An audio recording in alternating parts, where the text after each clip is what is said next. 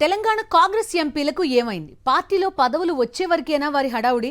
పదవి వచ్చే వరకు నానా హడావుడి చేసే నాయకులు పదవి వచ్చాక ఎందుకు కనిపించరు?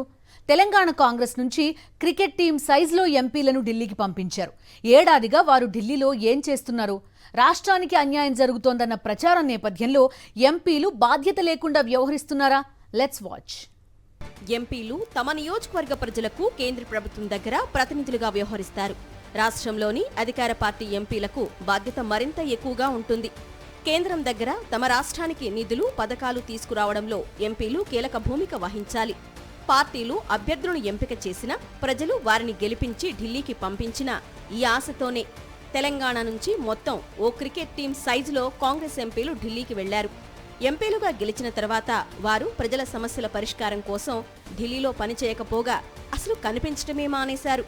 ఒకరిద్దరు మాత్రమే మేమున్నామని అప్పుడప్పుడు కనిపిస్తున్నారు. గత ఏడాది జరిగిన లోక్సభ ఎన్నికల్లో తెలంగాణ కాంగ్రెస్ తరపున 8 మంది ఎంపీలు విజయం సాధించారు. మరో 3 రాజ్యసభ ఎంపీలుగా తెలంగాణకు ప్రాతినిధ్యం వహిస్తున్నారు. వీరంతా కాంగ్రెస్ పార్టీ ఎంపీలుగా రాష్ట్రానికి ఏదో మేలు చేస్తారని అందరూ భావించినా పనిచేయడం కాదు, అసలు ఎక్కడా కనిపించడం లేదనే ఫిర్యాదు మాత్రం పార్టీ నుంచి ఉంది. ఎంపీల్లో చాలా మంది గత కొన్ని నెలలుగా గాంధీభవన్ మెట్లెక్కలేదంటే వీళ్ల పనితీరు ఏ విధంగా ఉందో అర్థం చేసుకోవచ్చని గాంధీభవన్ వర్గాలు కామెంట్ చేస్తున్నాయి. 2 రోజుల్లో కేంద్ర బడ్జెట్ సెషన్ ప్రారంభం కాబోతోంది. కానీ ఇప్పటి వరకు కేంద్రం దగ్గర రాష్ట్ర అవసరాలకు సంబంధించి ఈ ఎంపీలు చిన్న మీటింగ్ కూడా నిర్వహించుకోలేదు. రాష్ట్రం నుంచి ప్రాతినిధ్యం వహిస్తున్న 11 మంది ఎంపీల్లో పెద్దపల్లి ఎంపీ వంశీకృష్ణ గెలిచినప్పుడు మినహా ఆ తర్వాత మళ్లీ ఎప్పుడూ కనిపించలేదు. మరో ఎంపీ సురేష్ పార్లమెంటు ఎన్నికల ముందు హడావిడి చేశారు. గెలిచిన తరువాత ముఖం చాటేశారు. మల్లు రవి అసెంబ్లీ ఎన్నికల ముందు పార్టీ పరంగా గట్టిగానే పనిచేసినా ఈ మధ్య సైలెంట్ అయ్యారు.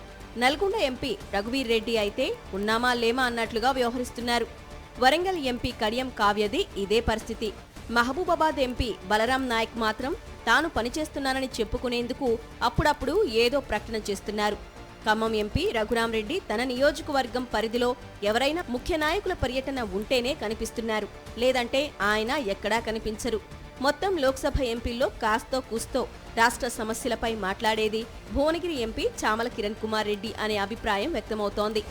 ఇక రాజ్యసభ సభ్యుల తీరు మరోలా ఉంది.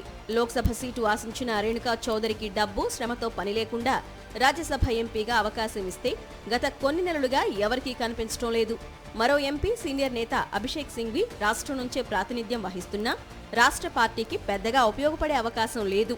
ఇక మరో యువ రాజ్యసభ ఎంపీ అనిల్ యాదవ్ పట్ల సొంత పార్టీ నేతలు తీవ్ర అసంతృప్తి వ్యక్తం చేస్తున్నారట. హైదరాబాద్ లాంటి ప్లేస్లో పార్టీని బలోపేతం చేయాల్సిన ఎంపీ పెద్దగా పట్టించుకోవడం లేదనే అసంతృప్తి పార్టీ నేతల్లో కనిపిస్తోంది.